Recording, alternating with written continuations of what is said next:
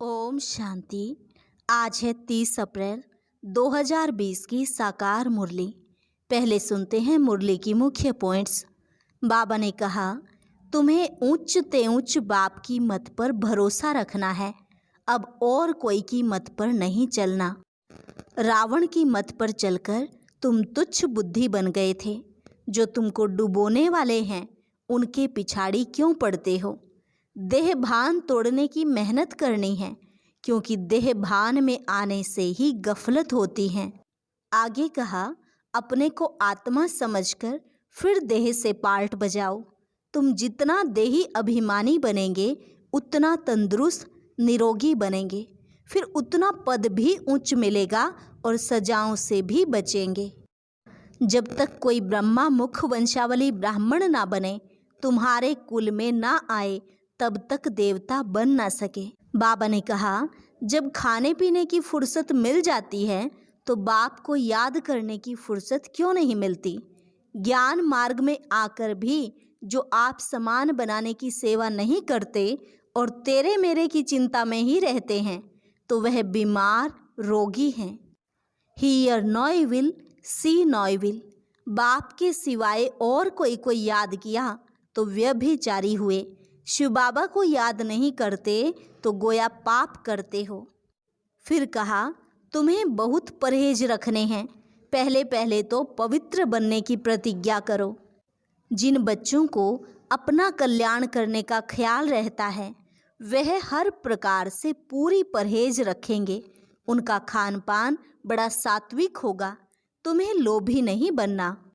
और लास्ट में बाबा ने कहा, अपने ऊपर बहुत नज़र रखनी है। देखना है कितनों को आप समान नर से नारायण बनाने की सर्विस करते हैं। सतगुरु की निंदा कराने वाला ठोर नहीं पा सकता, वह तो पाई पैसे का पद पाएगा। अब सुनते हैं महावाक्यों को विस्तार से। मुरली का सार। मीठे बच्चे, बाप की श्रीमत तुम्हें सदा सुखी बनाने वाली है, इसलिए देहधारियों की मत छोड़ एक बाप की श्रीमत पर चलो। प्रश्न, किन बच्चों की बुद्धि का भटकना अभी तक बंद नहीं हुआ है। उत्तर, जिन्हें उच्च ते उच्च बाप की मत में व ईश्वरीय मत में भरोसा नहीं है, उनका भटकना अभी तक बंद नहीं हुआ। बाप में पूरा निश्चय ना होने के कारण दोनों तरफ पांव रखते हैं। भक्ति गंगा स्नान आदि भी करेंगे और बाप की मत पर भी चलेंगे। ऐसे बच्चों का क्या हाल होगा। श्रीमत पर पूरा नहीं चलते, इसलिए धक्का खाते हैं। गीत, इस पाप की दुनिया से अब आज कहीं ले चल। चित चैन जहां पाए, ले चल तू वहीं ले चल। ओम शांति। बच्चों ने यह भक्तों का गीत सुना। अभी तुम ऐसे नहीं कहते हो। तुम जानते हो हमको उच्च ते उच्च बाप मिला है, वह एक ही उच्च ते उच्च है। बाकी जो भी इस समय के मनुष्य मात्र हैं, सब नीच ते नीच हैं। उच्च ते उच्च मनुष्य भी भारत में यह देवी देवताएं ही थे। उन्हों की महिमा है सर्वगुण संपन्न, 16 कला संपूर्ण, संपूर्ण निर्विकारी, मर्यादा पुरुषोत्तम, डबल अहिंसक, अहिंसा परमो धर्म। अब मनुष्यों को यह पता नहीं है कि इन देवताओं को इतना उच्च किसने बनाया। अभी तो बिल्कुल ही पतित हो पड़े हैं। बाप है उच्च ते उच्च। साधु संत आदि सब उनकी साधना करते हैं। ऐसे साधुओं पिछाड़ी मनुष्य आधा कल्प भटके हैं। अभी तुम जानते हो बाप आया हुआ है। हम बाप के पास जाते हैं, वह हमको श्रीमत देकर श्रेष्ठ ते श्रेष्ठ सदा सुखी बनाते हैं। रावण की मत पर तुम कितने तुच्छ बुद्धि बने हो। अब तुम और किसकी मत पर ना चलो। मुझ पतित पावन बाप को बुलाया है, फिर भी डुबोने वालों पिछाड़ी क्यों पड़ते हो। एक की मत को छोड़ अनेकों के पास धक्का क्यों खाते रहते हो। कई बच्चे ज्ञान भी सुनते रहेंगे, फिर जाकर गंगा स्नान भी करेंगे, गुरुओं के पास भी जाएंगे। बाप कहते हैं वह गंगा कोई पतित पावनी तो है नहीं। फिर भी तुम मनुष्यों की मत पर जाए स्नान आदि करेंगे तो बाप कहेंगे मुझ ऊंच ते ऊंच बाप की मत में भी भरोसा नहीं है। एक तरफ है ईश्वरीय मत, दूसरे तरफ है आसुरी मत। उनका हाल क्या होगा? दोनों तरफ पांव रखा तो चीर पड़ेंगे। बाप में भी पूरा निश्चय नहीं रखते हैं। कहते भी हैं बाबा हम आपके हैं, आपकी श्रीमत पर हम श्रेष्ठ बनेंगे। हमको ऊंच ते ऊंच बाप की मत पर अपने कदम रखने हैं। शांति धाम सुख धाम का मालिक तो बाप ही बनाएंगे। फिर बाप कहते हैं जिसके शरीर में मैंने प्रवेश किया उसने तो 12 गुरु किए, फिर भी तमो प्रधान ही बना है। फायदा कुछ नहीं हुआ। अब बाप मिला है तो सबको छोड़ दिया। ऊंच ते ऊंच बाप मिला। बाप ने कहा हियर नॉयविल सी नॉयविल, परंतु मनुष्य है बिल्कुल पतित तमो प्रधान बुद्धि। यहाँ भी बहुत है, श्रीमत पर चल नहीं सकते, ताकत नहीं है। माया धक्का खिलाती रहती है, क्योंकि रावण है दुश्मन, राम है मित्र। कोई राम कहते, कोई शिव कहते। असल नाम है शिव बाबा। मैं पुनर्जन्म में नहीं आता हूँ। मेरा ड्रामा में नाम शिव ही रखा हुआ है। एक चीज के 10 नाम रखने से मनुष्य मूंझे हुए हैं। जिसको जो आया नाम रख दिया। असल मेरा नाम शिव है। मैं इस शरीर में प्रवेश करता हूँ। मैं कोई कृष्ण आदि में नहीं आता हूँ। वह समझते हैं विष्णु तो सूक्ष्म वतन में रहने वाला है। वास्तव में वह है युगल रूप प्रवृत्ति मार्ग का। बाकी 4 भुजा कोई होती नहीं है। 4 भुजा माना प्रवृत्ति मार्ग, 2 भुजा है निवृत्ति मार्ग। बाप ने प्रवृत्ति मार्ग का धर्म स्थापन किया है। सन्यासी निवृत्ति मार्ग के हैं।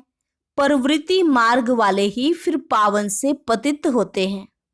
इसलिए सृष्टि को थमाने के लिए सन्यासियों का पार्ट है पवित्र बनने का। वह भी लाखों करोड़ों हैं। मेला जब लगता है तो बहुत आते हैं। वे खाना पकाते नहीं हैं, गृहस्थियों की पालना पर चलते हैं। कर्म संन्यास किया फिर भोजन कहाँ से खाएं? तो गृहस्थियों से खाते हैं। गृहस्थी लोग समझते हैं यह भी हमारा दान हुआ, यह भी पुजारी पतित था। फिर अभी श्रीमत पर चल पावन बन रहे हैं, बाप से वर्षा लेने का पुरुषार्थ कर रहे हैं। तब कहते हैं फॉलो फादर करो। माया हर बात में पछाड़ती है। देह अभिमान से ही मनुष्य गफलत करते हैं। भल गरीब हो व साहूकार हो, परंतु देह अभिमान जब टूटे ना, देह अभिमान टूटना ही बड़ी मेहनत है। बाप कहते हैं तुम अपने को आत्मा समझ देह से पार्ट बजाओ। तुम देह अभिमान में क्यों आते हो? ड्रामानुसार देह अभिमान में भी आना ही है। इस समय तो पक्के देह अभिमानी बन पड़े हैं। बाप कहते हैं तुम तो आत्मा हो, आत्मा ही सब कुछ करती है। आत्मा शरीर से अलग हो जाए फिर शरीर को काटो, आवाज कुछ निकलेगा? नहीं। आत्मा ही कहती है मेरे शरीर को दुख मत दो। आत्मा अविनाशी है, शरीर विनाशी है। अपने को आत्मा समझ मुझ बाप को याद करो। देह अभिमान छोड़ो। तुम बच्चे जितना देही अभिमानी बनेंगे उतना तंदुरुस्त और निरोगी बनते जाएंगे। इस योग बल से ही तुम 21 जन्म निरोगी बनेंगे। जितना बनेंगे उतना पद भी उच्च मिलेगा। सजाओं से बचेंगे, नहीं तो सजाएं बहुत खानी पड़ेंगी। तो कितना देही अभिमानी बनना है? कईयों की तकदीर में यह ज्ञान है नहीं। जब तक तुम्हारे कुल में ना आए, अर्थात ब्रह्मा मुख वंशावली ना बने, तो ब्राह्मण बनने बिगर देवता कैसे बनेंगे? भल आते बहुत हैं, बाबा बाबा लिखते अथवा कहते भी हैं, परंतु सिर्फ कहने मात्र। 1-2 चिट्ठी लिखी फिर गुम। वह भी सतयुग में आएंगे, परंतु प्रजा में। प्रजा तो बहुत बनती है ना। आगे चल जब बहुत दुख होगा तो बहुत भागेंगे। आवाज होगा भगवान आया है। तुम्हारे भी बहुत सेंटर्स खुल जाएंगे। तुम बच्चों की कमी है, देही अभिमानी बनते नहीं हो। अर्जुन बहुत देह अभिमान है। अंत में कुछ भी देह अभिमान होगा तो पद भी कम हो जाएगा। फिर आकर दास दासियां बनेंगे। दास दासियां भी नंबरवार ढेर होती हैं। राजाओं को दासियां दहेज में मिलती हैं, साहूकारों को नहीं मिलती। बच्चों ने देखा है राधे कितनी दासियां दहेज में ले जाती है। आगे चल तुमको बहुत साक्षात्कार होंगे। हल्की दासी बनने से तो साहूकार प्रजा बनना अच्छा है। दासी अक्षर खराब है, प्रजा में साहूकार बनना फिर भी अच्छा है। बाप का बनने से माया और ही अच्छी खातिरी करती है। रुस्तम से रुस्तम होकर लड़ती है। देह अभिमान आ जाता है। शिव बाबा से भी मुंह फेर लेते हैं। बाबा को याद करना ही छोड़ देते। अरे खाने की फुर्सत है और ऐसा बाबा जो विश्व का मालिक बनाते हैं उनको याद करने की फुर्सत नहीं। अच्छे अच्छे बच्चे शिव बाबा को भूल देह अभिमान में आ जाते हैं। नहीं तो ऐसा बाप जो जियदान देते हैं उनको याद करके पत्र तो लिखें। परंतु यहाँ बात मत पूछो, माया एकदम नाक से पकड़ उड़ा देती है। कदम कदम श्रीमत पर चलें तो कदम में पदम है। तुम अनगिनत धनवान बनते हो, वहां गिनती होती नहीं। धन दौलत खेती बाड़ी सब मिलता है, वहां तांबा लोहा पीतल आदि होता नहीं। सोने के ही सिक्के होते हैं। मकान ही सोने का बनाते हैं तो क्या नहीं होगा।